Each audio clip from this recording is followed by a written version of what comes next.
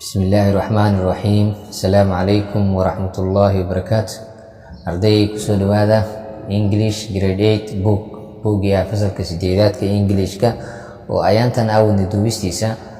maanta doo Ilaahay karaali noqdo waxaan duuba ama ka shaqeynaa activity 12ka activity 12aad oo ku saabsan abbreviation soo gaabin abbreviation wax kale lagama waday waa in ereyada la siin doono aan soo gaabino ereyada soo gaabin ay leeyihiin saas daraadeed waan ka shaqeynaynaa oo aan soo gaabinaynaa abbreviate gaabi ama soo gaabi the following kuwan soo socda soo gaabi example tusaale word analysis array abbreviation kiisa dhinacan kale laga siiyay anagana laga rabaa inaan soo gaabino number 1 master ereyga master waxa la mudane ama teacher oo macallin ah ama seat ereyga macna badan uu leeyahay marka ereygan master oo ah mudane ama seat soo gaabintiisu waxay noqonaysaa mr ay noqonaysaa number 2 doctor dhakhtarna markii la soo gaabinayo dr ay noqonayso gaabintiisa number 3 ministry wasaaradda markii la gaabinayo ms ayaa loo soo gaabiyaa cashirka ma fudud ya maanta cashirka fudud ku jiro activity-dan number 4 very important person qof aad muhiim u ah haddii hadalkaas soo gaabi lagu dhaho wuxuu noqonaa soo gaabintiisa v oo very laga soo qaadanayo important oo i laga soo qaadanayo iyo person oo laga soo qaadanayo p da marka vib soo baxayso number 5 world food program oo laga wado barnaamijka cuntada adduunka world waa adduunka food waa cunto program waa barnaamij marka hadii soo gaabi lagu dhaho soo gaabintiisu waxay noqonaysaa wfb ay noqonaysaa erey kaste waxa laga soo qaadanaa xarafka ugu horeeya number 6 world health organization wuxuu noqonaa difsiradiisa ururka caafimaadka adduunka world waa adduunka health waa caafimaad organization waa urur soo gaabintiisu wuxuu noqonaa who xarafkaas waxaa laga soo qaatay kan hore number 7 post office xafiiska boostada soo gaabintiisa wuxuu noqonaa bo p da oo post laga soo qaatay iyo office oo o laga soo qaatay number 8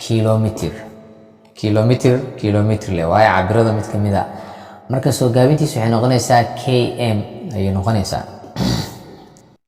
number 9 prime minister oo laga wado ra'iisul wasaare marka prime minister soo gaabi hadii uu dhaho waa pm prime ka b da laga soo qaadanaa minister kane m ta laga soo qaadanaa marka saas daraadeed waxaa noqonaa prime minister oo laga wado ra'iisul wasaare number 10 criminal investigation department waaxda dambi baarista criminal waa dambiile investigation waa baaris department waa waax difsiraadeeda la kala qaado marka cid ayay noqonayaan criminal investigation department cid ayay noqonaysaa number 11 physical education waxbarashada la xiriirto jimicsiga marka waxbarashada jimicsiga markii la soo gaabinayo physical oo p da laga soo qaadanayo iyo education oo e da laga qaadanayo be ay noqonaysaa iskuulada qaarna way leeyihiin physical education oo wadamada hormaray team ay ka saayaan class team number 12 bachelor of science shahaadada bachelorka sayniska oo laga qaato shahaadada bachelorka markii la soo gaabinayo marka bachelor of science waxay noqonaysaa bs number 13 member of parliament xubin ka tirsan baarlamaanka member waa xubin of parliament-na baarlamaanka golaha shacabka xubintiisa mb number 14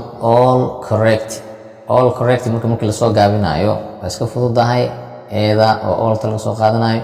iyo correct oo laga soo qaadanayo c da all correct marka waxaa laga wadaa dhammaan sax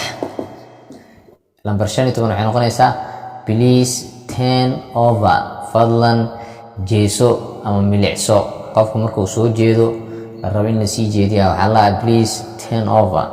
marka soo gaabinteedu waxay noqonaysaa bto please b da laga soo qaatay turn t da overne oda haduu ilaahay karaal noqdo maanta intaa ku simeynaa cashirka saan u dheeraanin cashirkan waa cashirkii ugu fududaay activity ahaan activity-dan soo aragnay inta mid xiga aan ku kulmeyno waa macna xasan idin leeyahay. Assalaamu calaykum waraxmatullaahi wabarakaatuh.